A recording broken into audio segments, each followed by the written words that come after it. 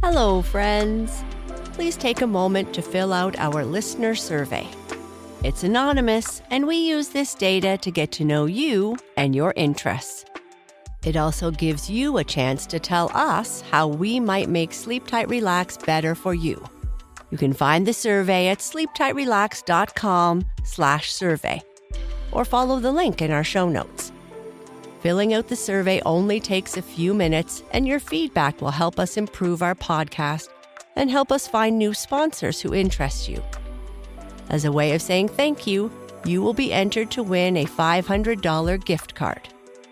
Visit sleeptightrelax.com/survey or follow the link in our show notes.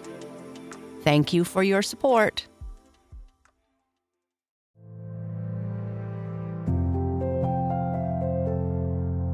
Hello, I'm Sheryl, and this is Sleep Tight Relax, a calming bedtime podcast for the young and young at heart. Our sleep story is the 4th chapter of Flop-Ear the Rabbit. Flop-Ear took his family to go and get some cabbage, but the farmer came out and chased them all away. Lady Munch told them to split up and run, and now Flop-Ear is lost. Will he be able to find his way home? But before we continue with our story, let's take a moment to relax. We can practice our deep breathing anytime or anywhere. But before bed, let's first turn down the lights, get comfortable, and make sure that everything feels as it should. Now, close your eyes if you'd like, and we'll begin with a few slow, deep belly breaths. Each time you breathe in, breathe all the way down into your belly. When you breathe in, be sure to slowly breathe through your nose. And when you breathe out, try to push all the air out of your lungs. Breathe in and breathe out. Notice how you feel when you take these deep breaths. How you get more and more relaxed with each breath.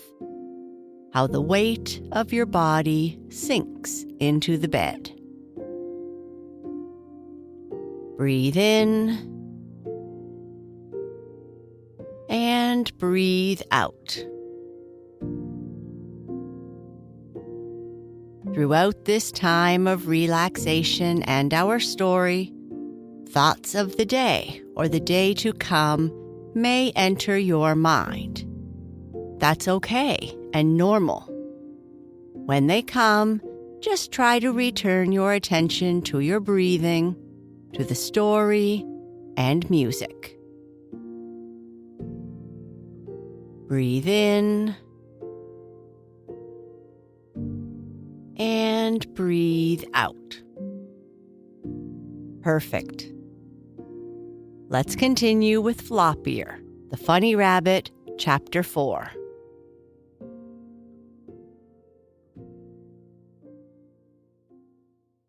The little lost rabbit sat up on his hind legs and looked all around him. He was in the middle of a big woods, and while he liked the trees, the moss, and the fallen leaves, which rustled under his feet, still, Flop-Ear liked best his own woods where he had always lived. He did not know this woods at all. I wonder where Pink Nose and Snuggle are, thought Flop-Ear. I wonder if they are as lost as I am. Then, even though he was lost, Flop-Ear could not help feeling hungry. And as he saw before him a tree, the bark of which he knew was good to eat, he nibbled some of it. "That makes me feel a little better," he said to himself. "Now I will try once more to find my house and my father and mother." Again, Flop-Ear set off through the woods, looking all around him for a sight of the open door of his burrow underground. But though he saw holes where groundhogs or woodchucks lived in fields near the woods, and though he saw some holes in which snake crawled, he did not see his own home, and it made him lonesome. Then he happened to remember a way rabbits have of calling to one another by thumping their feet on the ground. That is the way rabbits call to one another when they are too far off to talk, for a rabbit does not have a very loud voice, and a rabbit does not need to put his ear to the ground to listen to the thumps of another rabbit. He can hear well enough without that. "That's what I'll do," thought Flop-Ear. "I will give a pounding call, and Papa or Mama may be near enough to hear. Oh, I hope they are, for I want to go home."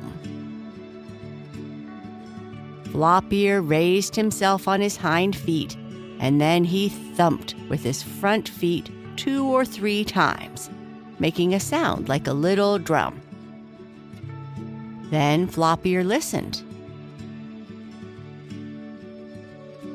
He did not hear any other thumps in answer to his own.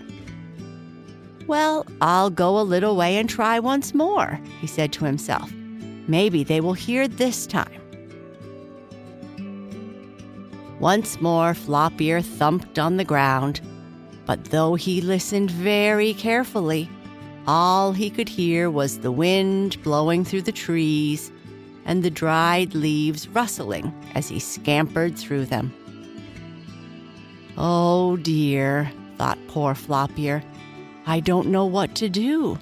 I surely am lost worse than I ever was before." Once, when he was a little baby rabbit, Flop-Ear had wandered a little way off from the burrow. His mother had been out with him, but he had ran on ahead, and when he looked back, he could not see his mother, nor the burrow where he lived. He had been very frightened then, and he had started to cry, being only a baby and afraid of being lost. But then his mother suddenly came running around a stump behind which she had gone to get some nice red wintergreen berries. And she dried the tears of Flop-Ear on her soft fur and showed him that the burrow was only about 2 jumps away behind a big rock. "I was only lost a little bit that time," thought Flop-Ear, "but this time I am lost a whole lot. I wish I had not run so far from home. I didn't mean to," went on Flop-Ear. "It was the man and the dog that scared me away. I'd never run away from it myself, but what will I do?"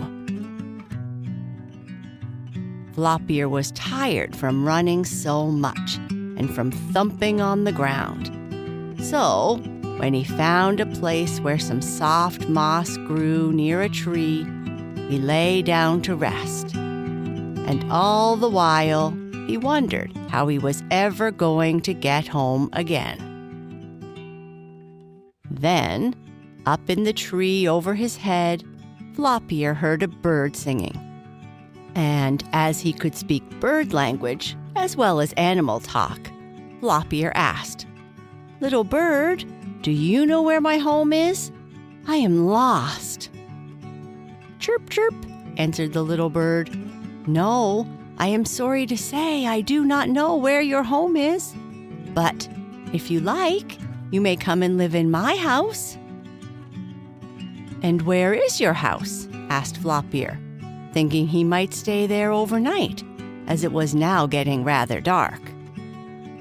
"My home is a nice nest up in this tree," chirped the bird. "If you come up, though, you must be very careful, for I have eggs in my nest." "What are you going to do with them?" color them for Easter?" asked Floppier, for, being a rabbit, he knew about Easter eggs, you see. "What? Color my nice eggs?" cried the bird. "No, indeed. I am going to hatch some little birdies out of them. Besides, my eggs are colored already. They are a beautiful blue. If you come up, you can see them."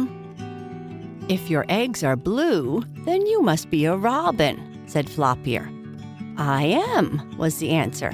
"Are you coming up to stay in my nest? But please be careful not to break the eggs if you do." "No, thank you. I cannot come up," said Floppier. "It is very kind of you to ask me, but I cannot climb a tree. And besides, I am afraid I am too large to fit in your nest without breaking the eggs." "Well, perhaps you are," the bird said, "but I am sorry you are lost." "I'm sorry too," said Floppier. "Perhaps I can fly around and look for your burrow," the robin said. "Shall I try?" "If you wouldn't mind," Floppier answered. So the bird flew around through the woods, looking down on the ground, trying to see Floppier's home. But she could not, for the little rabbit had run very fast to get away from the man and had traveled farther than he had thought he had. "No, I cannot find your home, I am sorry to say," said the bird as she came back to the tree under which Floppier was resting. "I could not see it anywhere." "Never mind. You did the best you could, and I thank you," returned the rabbit. "I'll run along myself and see if I can find it. If I can't, I suppose I will have to stay out in the woods all night." "I do that myself up in my nest," said the robin, "so if you get lonely, come and sleep near this tree." "I will, thank you," answered Floppier. Off he went again, and then, all of a sudden, Floppier heard the banging noise again, though it was not very close to him. "Oh, there's that man once more," cried the little rabbit. "I must run on again." Pretty soon Floppier was tired, and he had to stop to rest. He listened, but he did not hear the banging again. It was almost dark now, and Floppier remembered what his father had said, that the men did not stay out after dark. "So I'll be all right for a while," said Floppier. On and on he went, now and then stopping to nibble at some sweet bark or pick up a few berries, and pretty soon Floppier came out of the woods and found himself in a field. "Ah, maybe I can find some cabbages or carrots in here," he thought. But as soon as Floppier looked at the field, he knew it was neither a cabbage nor a carrot field. There was short, stubbly grass in the field. It was what is called a meadow. In the middle of the field was something that looked like a big hill or a small mountain. "I wonder what that is," said Floppier to himself. "I guess I'll hop over and take a look." Across the meadow he went, and when he came to the big pile, he found it was hay that had been cut and stacked up, ready to be hauled into the barn. "Huh, hay," said Floppier. "I can burrow under that and sleep tonight. It will be a nice place, and no one can find me there.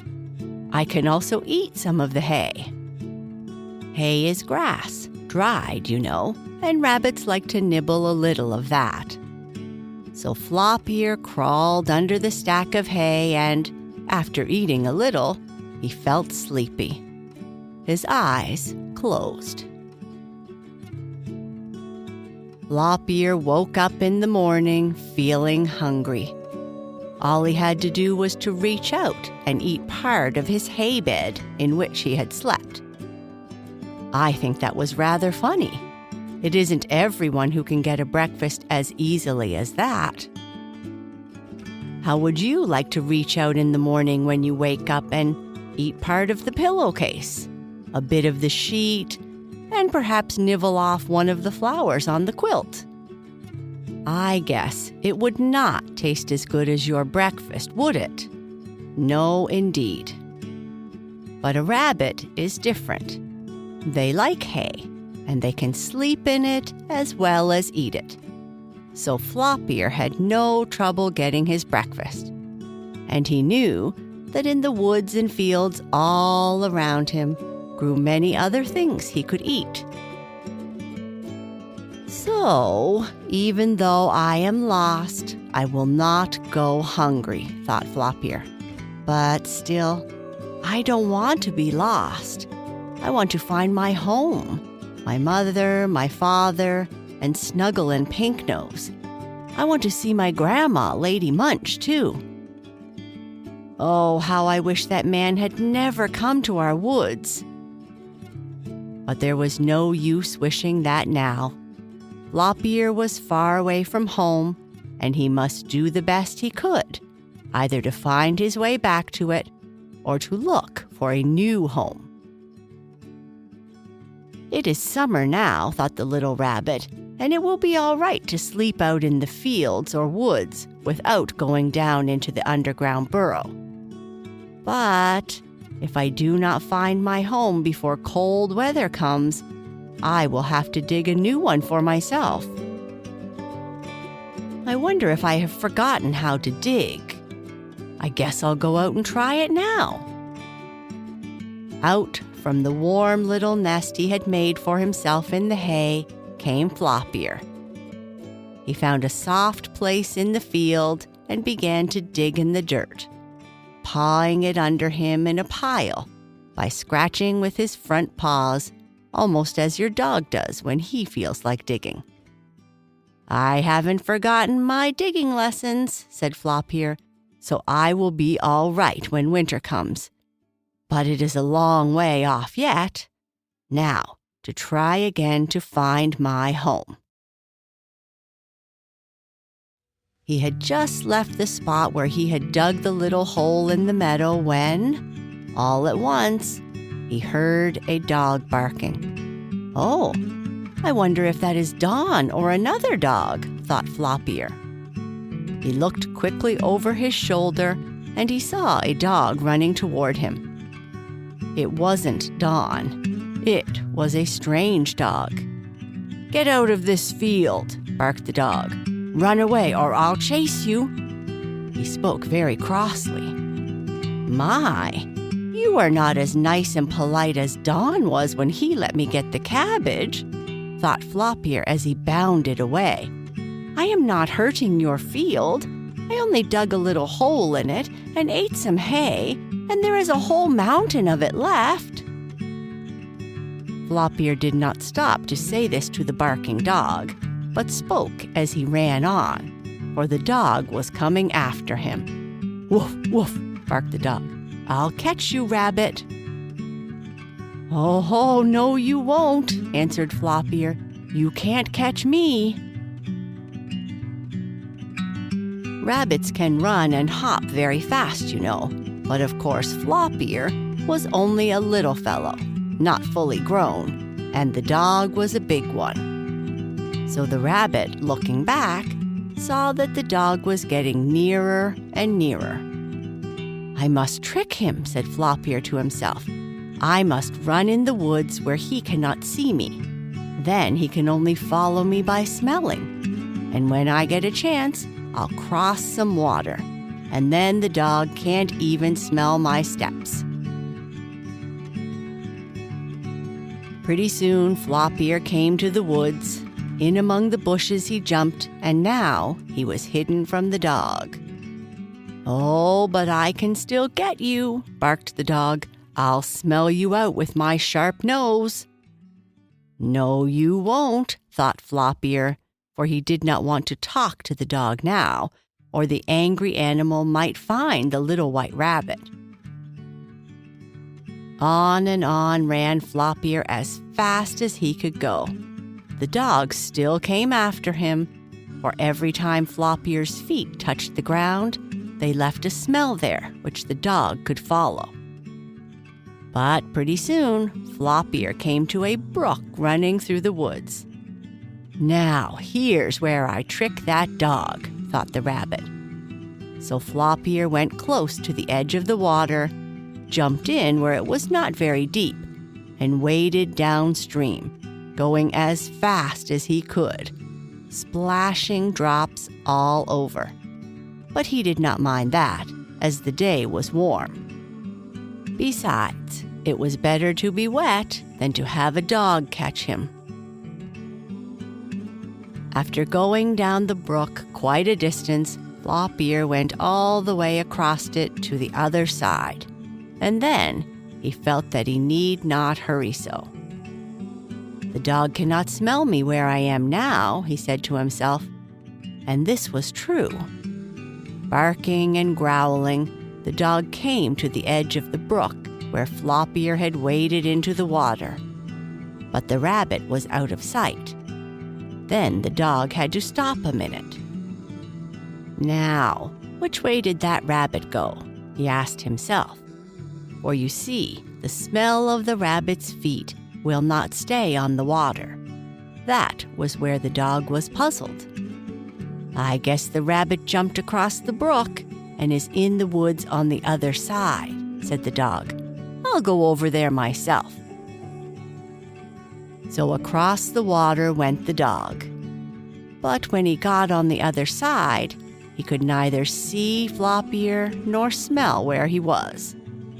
For the rabbit was quite a way down the stream, you see. The dog ran all around, trying to get some of the rabbit's smell, but he could not. "He got away from me after all," said the dog. "I call that a mean trick."